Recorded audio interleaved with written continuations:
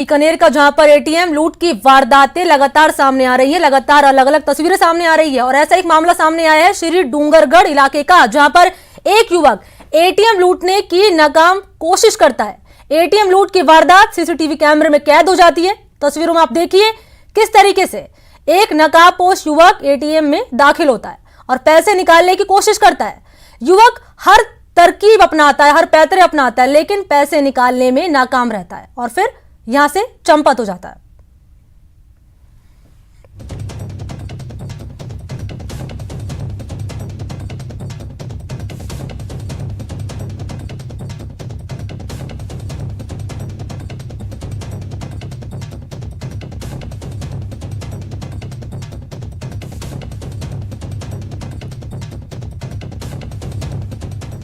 और इस बीच एक बड़ी खबर आप जान लीजिए। राजधानी जयपुर से बड़ी खबर मिल रही है। निलंबित आरएएस पिंकी मीणा को जमानत मिली है। पिंकी मीणा को हाईकोर्ट से ये जमानत मिली है। जस्टिस इंद्रजीत सिंह की अदालत से ये जमानत मिली है पिंकी मीणा को।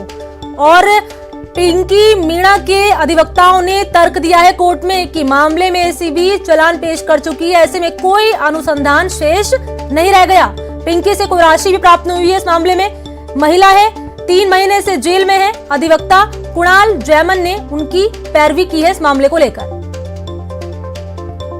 तो इस वक्त की बड़ी खबर आपको बता रहे हैं। आरएएस पिंकी मीणा को जस्टिस इंद्रजीत सिंह की अदालत ने जमानत दी है। उनके अधिवक्ताओं ने तर्क दिया है कि महिला है, 3 महीने से जेल में है और अब अनुसंधान भी कोई शेष नहीं रह गया इस मामले को लेकर।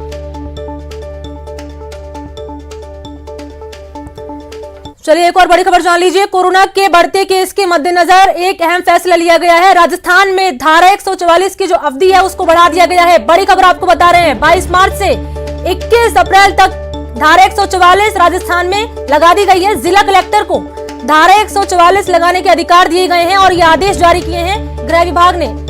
21 मार्च को समाप्त हो रही थी धारा 144 की अवधि, जिसको बढ़ा दिया गया है। और सार्वजनिक स्थानों पर 4 से ज्यादा लोगों के एकत्रित होने पर रोक लगी रहेगी। धारा 144 का उल्लंघन करने पर 6 महीने की जेल भी हो सकती है।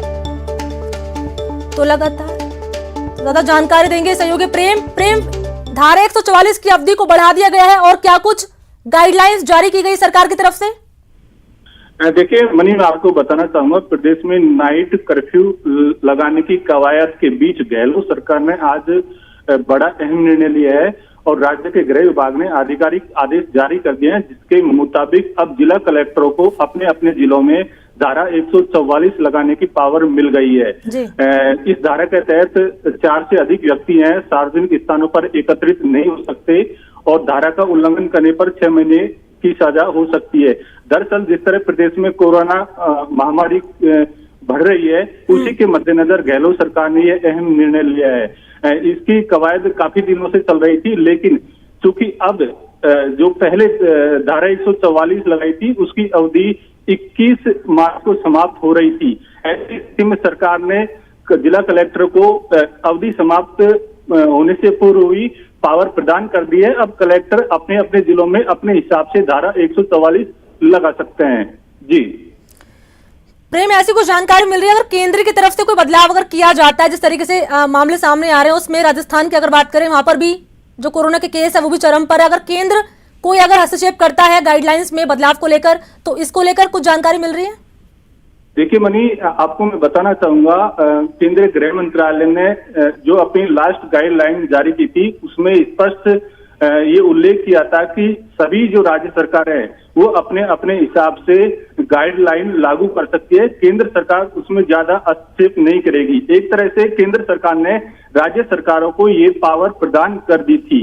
अब राज्य सरकार अपने हिसाब से गाइडलाइन लागू करती है और अब ऐसा माना जा रहा है कि जिस तरह मुख्यमंत्री अशोक गहलोत विभिन्न संगठनों के साथ आज 7:30 बजे मीटिंग करेंगे, वो उसका संकेत यही मिल रहा है कि शायद गहलोत सरकार एक बार फिर प्रदेश में नाइट कर्फ्यू लगा सकते हैं। हालांकि ये जो निर्णय है वो विभिन्न संगठनों से विचार। बहुत शुक्रिया आपका महत्वपूर्ण जानकारी दर्शकों तक पहुंचाने के लिए। सहयोगी प्रेम जुड़े थे जिन्होंने बताया किस तरीके से अब जो धारा 144 लगी गई थी, जिसकी अवधि 21 मार्च को समाप्त हो रही थी, उसको बढ़ा दिया गया है।